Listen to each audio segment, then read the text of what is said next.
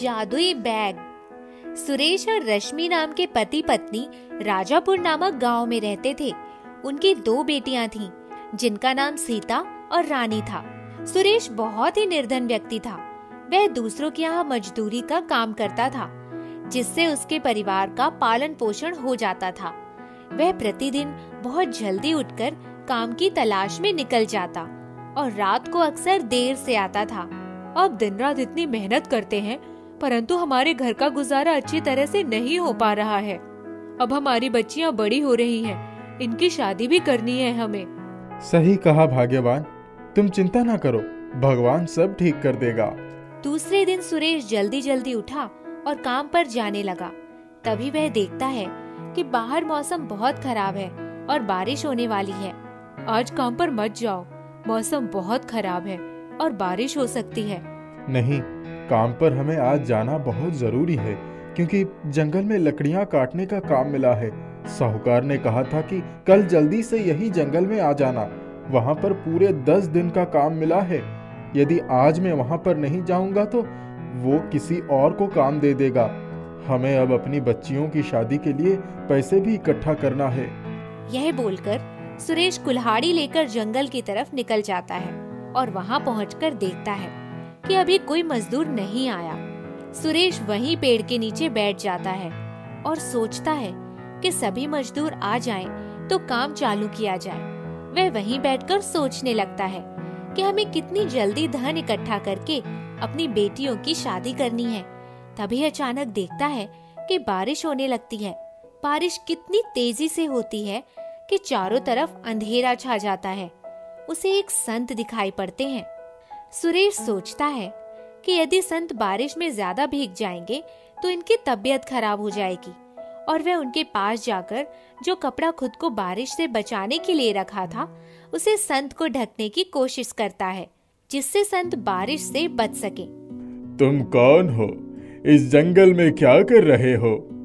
महाराज, मैं एक मजदूर हूँ और इस जंगल में मजदूरी करने आया हूँ। मेरा नाम सुरेश है। सुरेश, तुम बहुत ही दयालु व्यक्ति हो। तुमने इस समय अपनी चिंता ना करके मेरे बारे में सोचा और मुझे बचाने के लिए तुम स्वयं बारिश में गीले हो गए हो। महाराज, हमारा यह कर्तव्य है कि हम संतों की सेवा करें, जिससे हमें भगवान का आशीर्वाद प्राप्त होगा। संत के पूछने पर सुरेश अपनी पूरी कहानी सुनाता है कि किस प्रकार वह दिन रात मेहनत करने के बावजूद भी अपने परिवार का पालन पोषण अच्छी तरह से नहीं कर पाता। वह अपनी बच्चियों की शादी की चिंता में बहुत परेशान है। तब तक धीरे धीरे बारिश बंद हो जाती है और संत जी अपने झोले में से एक बैग निकालते हैं। उन्होंने उसमें से सुरेश के लिए सुंदर वस्त्र निकालकर सुरेश को दिया और कहा कि गीले वस्त्र निकालकर रख दो और इसे पहन लो, तुम बीमार हो जाओगे। सुरेश ने वह कपड़े लेकर पहन लिए और संत जी के चरणों में बैठकर प्रार्थना करने लगा। संत जी सुरेश से बहुत प्रसन्न हुए। उन्होंने सुरेश को वह बैग दे दिया। यह जादुई बैग है, यह तुम्हारे सभी मुसीबतों को दूर कर देगा। इस बैग में तुम्हें प्रत्येक वह वस्तु प्राप्त होगी जिसकी तुम्हें आवश्यकता है, परंतु इस बैग का कभी दुरुपयोग मत करना, नहीं तो यह बैग गायब हो जाएगा। सुरेश वह बैग लेकर जैसे ही संत जी के चरणों में झुका, अचानक संत जी आशीर्वाद देकर वहाँ से गायब हो गए। सुरेश वह बैग लेकर अपने घर आ गया। अरे सुनती हो, देखो प्रभु ने हमारे ऊपर क्या कृपा की है। क्या बात है, क्या मिल गया तुम्हें जो इतने खुश हो रहे हो? अरे जरा इधर तो आओ, तब तुम्हें बताऊं क्या मिल गया है मुझे। रश्मि दौड़कर सुरेश के पास जाती है और देखती है कि सुरेश के पास बहुत सुंदर सा बैग है जो कुछ अलग ही दिख रहा है। ये किसका बैग है और तुम इसे क्यों उठा लाए हो? सुरेश रश्मि को जंगल में हुई घटना के बारे में बताता है और बताता है कि भगवान ने हमसे प्रसन्न होकर यह बैग हमें संत के माध्यम से उपहार में दिया है। अब हमारे सभी कष्ट और दुख दूर हो जाएंगे। मैं अपनी पुत्रियों की अच्छे से विवाह करूंगा। चलो भगवान के पास इसे रखकर उनका धन्यवाद करें, उनका आशीर्वाद लें। सही बात है। उसके बाद सुरेश, रश्मि और उनकी दोनों पुत्रियों ने भगवान को धन्यवाद दिया और बैग से अपने आवश्यकता की सभी चीजें प्राप्त करी। सुरेश ने अपनी दोनों पुत्रियों के लिए बहुत ही सुंदर और धनवान 2 योग्य लड़कों की खोज की, जिससे वह अपनी पुत्रियों का विवाह कर सके। बैग की मदद से अपनी पुत्रियों के लिए सभी वस्तुएं प्राप्त की। उसे जिस भी वस्तु की जरूरत होती वह भगवान का नाम लेता और उस बैग से वह वस्तु तुरंत प्रकट हो जाती। सुरेश की भाभी ने जब सुरेश का हाल इस तरह सुधरते देखा तो उसे बहुत ईर्ष्या हुई। अरे सुरेश, तुम्हारे तो दिन बहुत बुरे बीत रहे थे। इतना सब कुछ काया पलट, बेटियों की धूमधाम से शादी, ये सब कैसे हो गया? कोई लॉटरी लग गई क्या, या जुए की बाजी जीत गए हो? इतना सारा धन कहाँ से आया? भगवान के यहाँ से। यह क्या कह रहे हो? मजाक कर रहे हो? भगवान इतनी जल्दी इतना कहाँ से देता है? भाभी, वो दोनों जहां के मालिक हैं। वो कभी भी कुछ भी कर सकते हैं। राजा को रंक और रंक को राजा बना देते हैं। आप रुकिए, मैं अभी आया। सुरेश ने जाकर बैग से कुछ कहा और उसमें से एक अच्छी सी साड़ी निकालकर भाभी के हाथों में रख दिया। भाभी ने भांप लिया कि यह उस बैग का चक्कर है। वे वहां से साड़ी लेकर चली गईं, लेकिन बैग उनके दिमाग में नाच रहा था। एक दिन सुरेश की भाभी ने मौका ताड़कर बैग को चुराने के लिए सुरेश के घर में पहुंच गई। सुरेश की बीवी अंदर काम कर रही थी। भाभी ने बैग को उठा लिया। अचानक वह बैग बहुत वजनदार हो गया। अरे बाप रे, इसमें कोई भूत तो नहीं आ गया? इतना भारी क्यों हो गया? यह तो अब मुझसे उठने वाला ही नहीं है। इतना कहते ही बैग के अंदर से एक अजगर ने अपना मुंह बाहर निकाला और फुफकार कर भाभी का मुंह कर दिया काला। अरे बाप रे, मर गई रे, मुझे कुछ नहीं चाहिए। अजगर राजा, मुझे माफ कर दो, मेरा चेहरा जल रहा है। सुरेश बैग के अंदर अजगर पालता है। इतने में सुरेश की बीवी आ गई। अरे दीदी, क्या हुआ? आपका चेहरा कैसे काला हुआ? यह बैग इधर कैसे आया? अच्छा, अब मेरी समझ में आया। मैंने नहीं चुराया। अरे यह अजगर मुझे खा लेगा। सच बोलो तो छोड़ देगा। मुझे माफ कर दो रश्मि, बस लालच में चोरनी बन गई और चुरा भी नहीं पाई। रश्मि ने मुस्कुराकर अपने बैग को हाथ में ले लिया और अजगर गायब हो गया। भाभी मुंह काला करके चली गई। सच्चे का बोलबाला, झूठे का मुंह काला। गांव में मेला लगा हुआ था। हर साल दिसंबर के महीने में गांव में मेला लगता था। उस मेले में पूरा गांव खूब जमकर खरीदी करता था और मेले में बहुत भीड़ होती थी। सीता को मेले में जाना बहुत पसंद था और सुबह से वो तैयार बैठी थी कि कब शाम होगी और वो अपने माता पिता के साथ मेले में कब जाएगी। माँ, चलो, 5 बज गए हैं, अब तो मेले में चलो। तुम सुबह से ये बात 10 बार कह चुकी हो। तुम्हारे पापा को तो आने दो, फिर चलेंगे। थोड़ी देर में पापा भी घर आ जाते हैं और सीता फिर से रट लगा लेती है, पापा जल्दी से तैयार हो, नहीं तो मेला बंद हो जाएगा। हाँ बेटा, सीता, मुझे याद था कि तुम्हें आज मेला देखने जाना है, इसीलिए मैं आज जल्दी आ गया।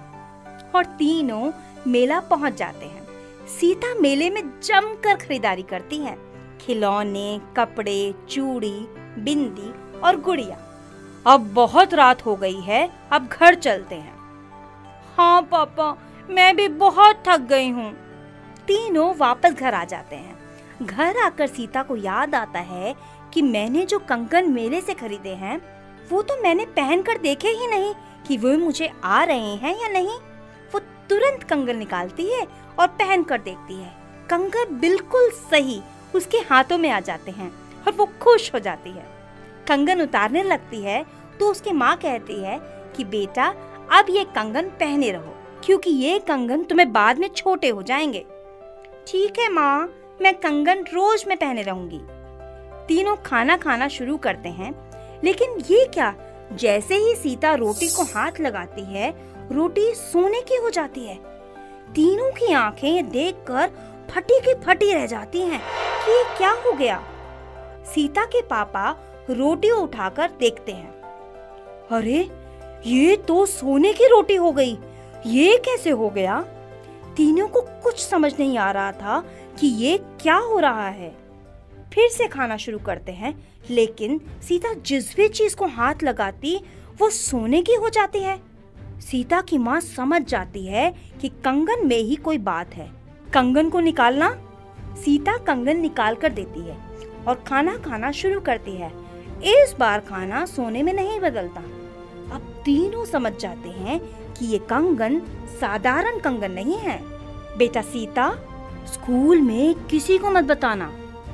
ठीक है, स्कूल में किसी को भी और पड़ोस में भी किसी को भी ये बात नहीं बताऊंगी। सीता के माता पिता और सीता बहुत ही सीधे साधे लोग थे।